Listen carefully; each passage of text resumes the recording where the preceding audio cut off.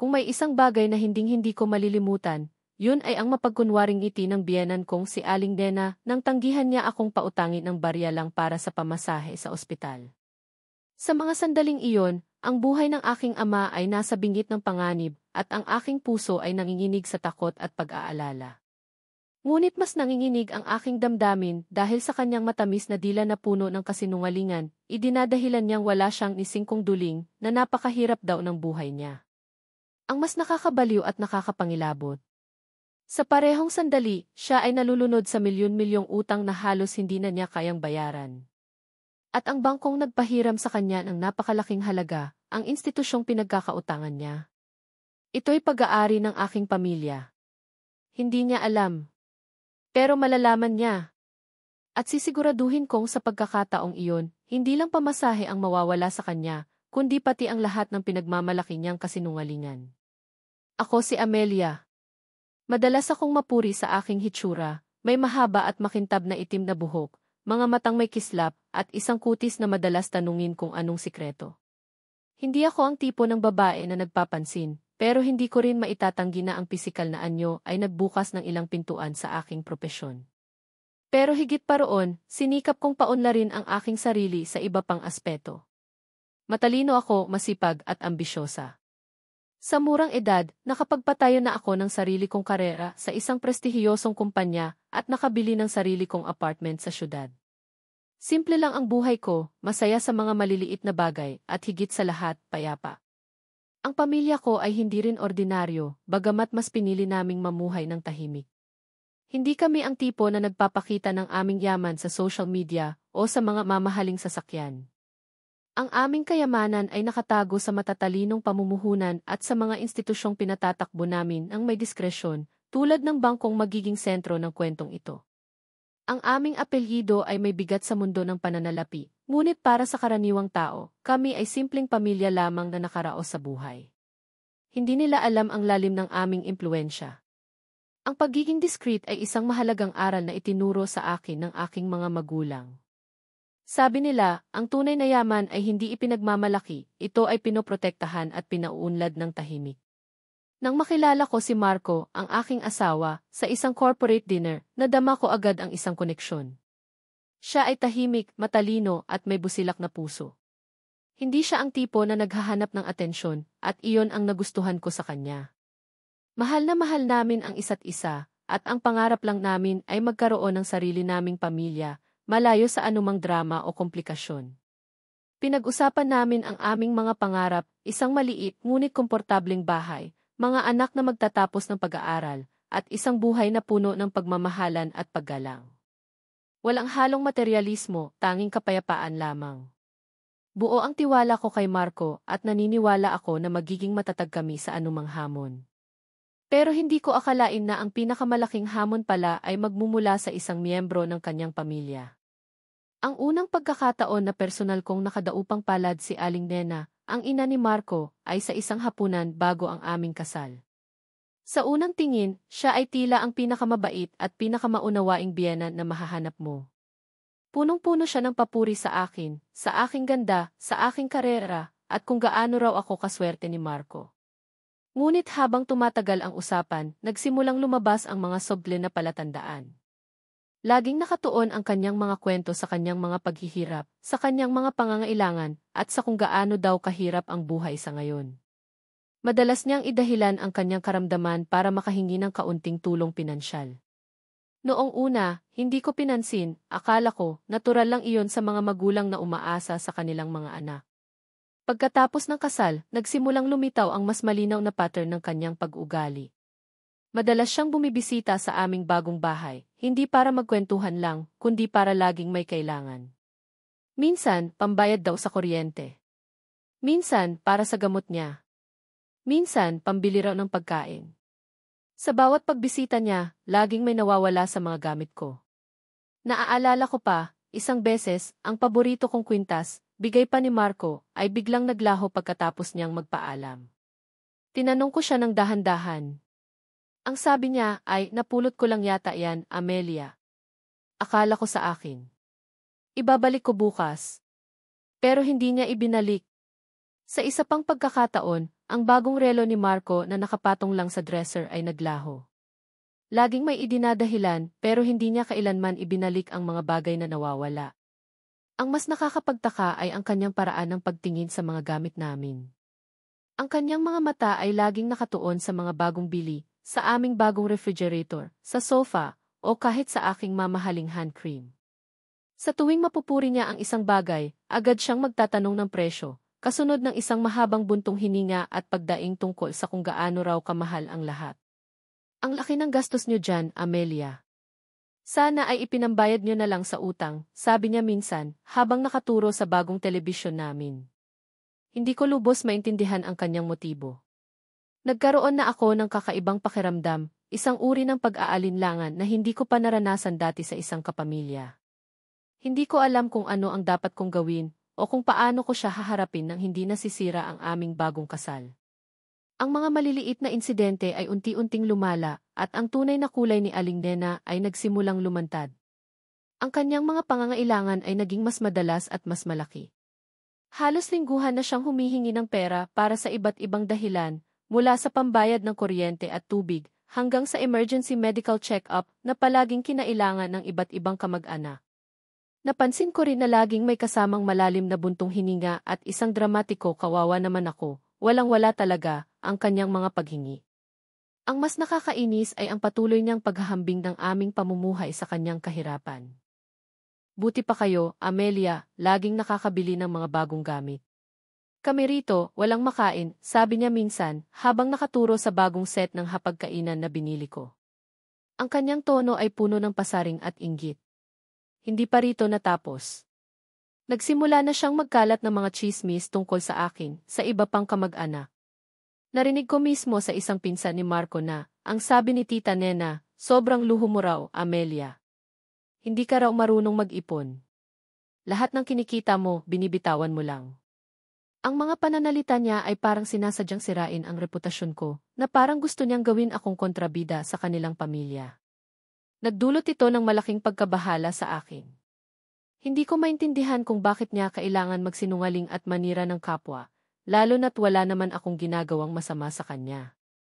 Unti-unti kong nakikita ang kanyang tunay na ugali, isang babaeng puno ng inggit at kaplastikan. Ang mas nakakapagtaka pa, sa kabila ng kanyang mga daing na wala siyang pera, madalas ko siyang makita na may bagong damit o kaya ay nagmamalaki sa kanyang mga kaibigan tungkol sa kanyang lakwatsa. Laging may idinadahilan, bigay lang o napulot lang. May isang beses, nakita ko siyang may kausap sa telepono. Hindi ko sinasadya, pero narinig ko ang kanyang sinabi, sigurado ako na makakabayad ako. May darating na pera. Pagkatapos niyang magsalita, napatingin siya sa akin. Isang matamis na ngiti ang ibinigay niya, pero alam kong mailihim siyang tinatago. Ang kanyang mga mata ay parang may sinasabi na iba, na parang may binabalak siyang hindi ko alam. Nagsimula akong magduda at mas nagulo ang aking isip. Gusto kong tanungin si Marco, ngunit ayoko namang masira ang aming bagong kasal dahil sa kanyang ina. Naniniwala akong darating ang panahon na malalaman ko ang lahat ng katotohanan. Ang sitwasyon ay tuluyang lumala sa puntong naging hindi na ito matitiis. Ang dating pahiwatig na paghingi ng pera ay naging diretsahang pag-uutos. Ang mga halaga ay lumobo ng lumobo. Isang beses, humingi siya ng 100,000 piso para raw sa isang emergency operation ng kanyang kapatid. Hindi pa ako nakakabawi, humingi na naman siya ng 200,000 para raw sa isang negosyo na magbibigay ng malaking tubo. Ang mga kwento niya ay laging may dramatikong twist na parang nagpapansin sa kanya. Ang mga daing niya ay nagiging mas malalim at mas madalas na halos nakakasawa na pakinggan. Amelia, kailangan ko ng napakalaking halaga para sa negosyo ko. Ito ang pangarap ko, sigurado akong yayaman ako at hindi ko na kayo guguluhin, sabi niya, na parang nagbabanta. Umiti ako, ngunit pilit. Aling Nena, medyo mahirap po ngayon. Malaki po ang aming mga gastusin at may pinaglaanan na po kami, sagot ko. Agad na sumama ang kanyang mukha at ang kanyang mga mata ay nagbabaga sa galit. Talaga? Pero ang dami niyong gamit. Ang mamahal ng mga binibili niyo. Hindi ba pwedeng makahingi lang ng tulong sa akin? Hindi ba kayo marunong makaramdam ng awa sa biyenan niyo? Ang kanyang tono ay puno ng put at pagkabitter. Hindi nagtagal, nagsimula na siyang magkalat ng mas matinding tsismis tungkol sa akin sa pamilya ni Marco. Diretsahan na siyang nagpaparinig sa akin sa harap ng iba. Narinig ko mismo na sinasabi niya sa iba na kuripot daw ako, na mapag-aral ako, at hindi marunong magbigay. Wala na akong inaasahan sa kanya. Puro siya luho, hindi man lang makatulong sa sariling pamilya, sabi niya, habang nakatingin sa akin ng direkta. Ang mga pananalita niya ay parang sinasadya para saktan ako at sirain ang aking reputasyon. Ang pinakamasakit ay nang pilitin niyang ipasa ang responsibilidad ng kanyang utang sa akin. Amelia, alam kong mayaman ang pamilya mo. Bakit hindi mo na lang ako tulungan sa utang ko? Alam kong kaya niyo, pilit niya. Hindi ko nakinaya ang pagpapanggap niya at ang kanyang patuloy na paninira. Ang huling patak ay nang marinig ko siyang nagmamalaki sa telepono sa isa niyang kaibigan. Hindi niya ako nakita at malinaw kong narinig ang bawat salita. Kumuha ako ng malaking pautang. Napakasarap sa pakiramdam na may sarili akong puhunan. Hindi ko na kailangan umasa sa manugang kong kuripot na puro luho lang ang iniisip. Makakapagpatayo na ako ng sarili kong tindahan. Ang kanyang boses ay nanginginig sa pagmamalaki at mayabang. Doon ko napagtanto na sobra na. Hindi na ito simpleng pag-abuso, kundi isang sadyang paninira sa aking pagkatao at isang malaking pananamantala. Nagsimula na akong mag-isip ng paraan para malaman ang buong katotohanan at para makakuha ng hustisya. Hindi ko hahayaang yurakan niya ang pangalan ko, lalo na't wala naman akong ginagawang masama. Kailangan kong malaman kung ano ang pinagagagawa niya at paano siya kumuha ng malaking pautang na ganoon kadali. Ang huling patak na nagtulak sa akin na kumilos ng buo ay ang mapait na gabing iyon, ang gabing tinanggihan ni Aling Nena na pautangin ako ng barya lang para sa pamasahe papunta sa ospital. Nandoon ako sa kanyang sala, nagmamakaawa, habang siya ay nagkukunwari na wala siyang nisingkong duling na halos hindi niya na raw kayang kumain.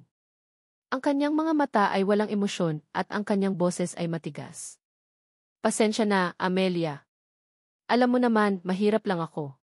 Wala akong ekstra ngayon, sabi niya, habang nakatingin sa kanyang bagong biniling mamahaling bag na nakapatong sa sofa. Nagdilim ang paningin ko. Ang aking ama ang nasa peligro at siya ay nagtatago sa likod ng kasinungalingan. Sa sandaling iyon, sumiklab ang apoy sa loob ko, isang apoy ng galit at desisyon. Kinabukasan, agad akong kumilos.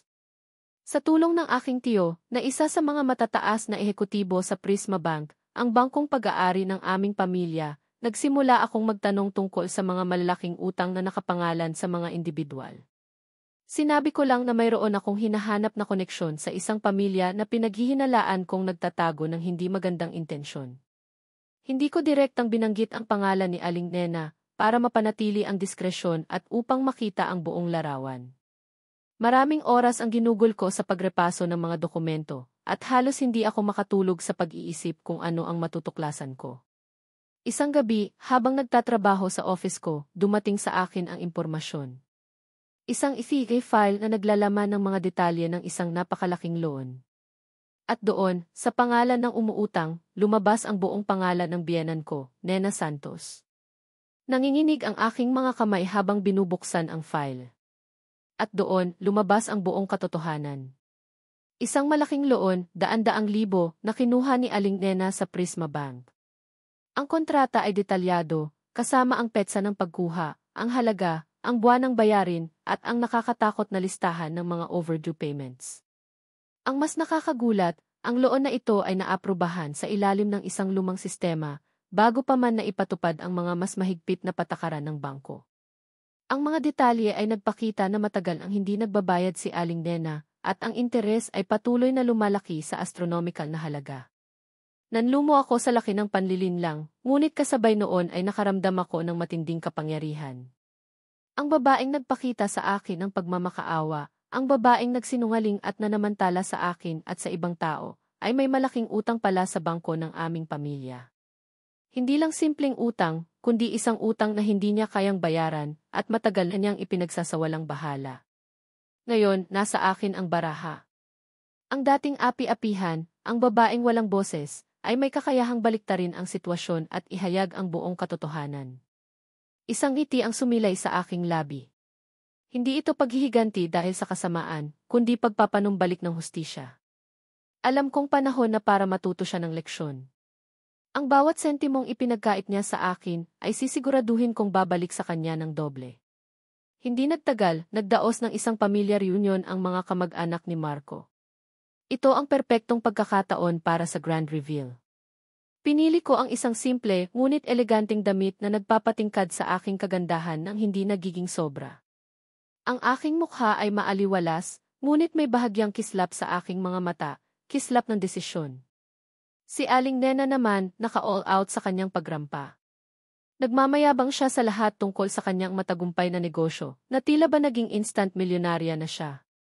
Nakasuot siya ng bagong alahas at may bagong cellphone, na para bang gusto niyang ipagsigawan sa buong mundo ang kanyang tagumpay.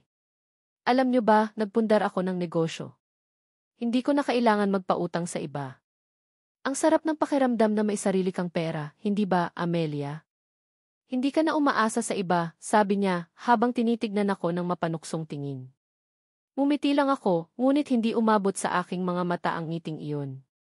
Hindi ko siya sinagot agad, hinayaan ko lang siyang magpatuloy sa kanyang pagmamalaki. Maya-maya, sinadya kong iliko ang usapan sa pinansyal na sitwasyon.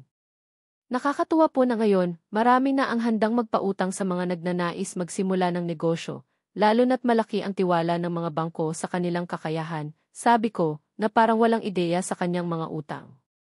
Agad na sumabat si Aling Nena, at ang kanyang tono ay puno ng kayabangan. Na, hindi ko akalain na ganun pala kadali mangutang basta may tiwala sila sa'yo. Ang importante, may credit standing ka. Hindi ko na kailangan umasa sa mga mayayaman na nagkukunwari lang na mahirap pero kuripot naman. Mayabang na mayabang ang tono niya, at nakatingin siya sa akin ng diretso, para bang hinahamon niya ako. Napuno ng katahimikan ang kwarto. Lahat ng kamag-anak ay nakatingin sa amin. At doon, huminga ako ng malalim. Aling Nena, nakakatuwa nga po na ganyan ang inyong pananaw sa utang. Ngunit, sigurado po ba kayo na alam nyo ang lahat ng detalye sa inyong loan? At ang ibig sabihin ng salitang credit standing? Kalmado kong tanong, ngunit may bahid ng panunukso sa aking boses. Nagsimulang mangunot ang kanyang noo. Ang kanyang ngiti ay unti-unting naglaho. Anong ibig mong sabihin? Tanong niya na maihalong pagtataka at takot. Well, ang pamilya ko po ang may-ari ng Prisma Bank. At sa aking pagrepaso ng mga bagong account nitong nakaraang araw, nakita ko po ang isang napakalaking loan na nakapangalan sa inyo. Hindi lang po iyon, Aling Nena. Base po sa records, matagal na po kayong hindi nagbabayad, at ang interes ay patuloy na lumalaki sa alarming rate. Ang inyo pong credit standing ay seryosong naapektuhan, sabi ko, direkta ang aking mga mata sa kanyang mga mata. Sa bawat salitang lumalabas sa aking bibig, lalong namumutla ang kanyang mukha. Nawala ang kanyang tapang. Ang kanyang panga ay bumaba at ang kanyang mga kamay ay nanginginig. Paano mo nalaman? Impossible. Bulong niya, halos hindi na marinig. Hindi na siya makatingin sa akin ng diretsyo. Ang dating mayabang na Aling Nena ay biglang naging duwag. Ang mga detalye ng inyong loan ay napakalinaw, Aling Nena.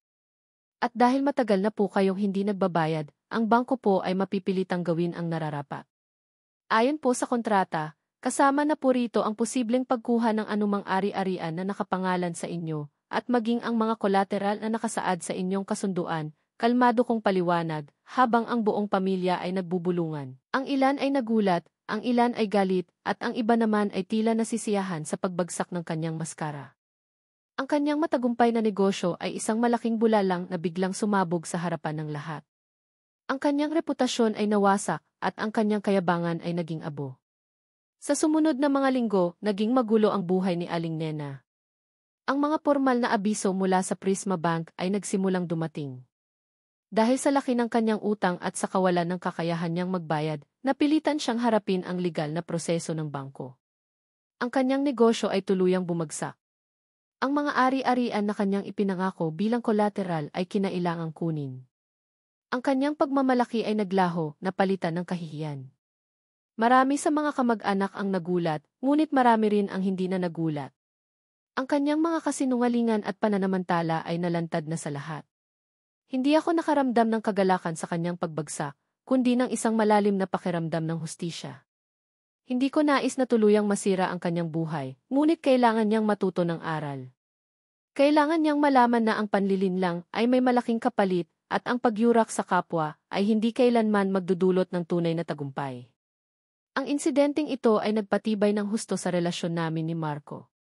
Naintindihan niya ang buong sitwasyon at mas lalo siyang naging mapagmahal at masaya dahil ipinaglaban ko ang aking sarili. Mas naging bukas kami sa isa't isa tungkol sa mga pinansyal na usapin at sa mga limitasyon ng tulong na maaari naming ibigay. Hindi ko naman sinisi si Marco sa mga ginawa ng ina niya.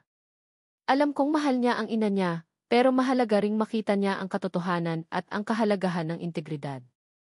Ngayon, payapa na ang buhay namin ni Marco. Wala nang maliliit na panggugulo mula sa kanyang ina, wala nang panlilinlang at wala nang mga akusasyon. Naging mas maingat ako sa aking mga pinagkakatiwalaan at mas naging matibay ako sa pagharap sa mga hamon ng buhay.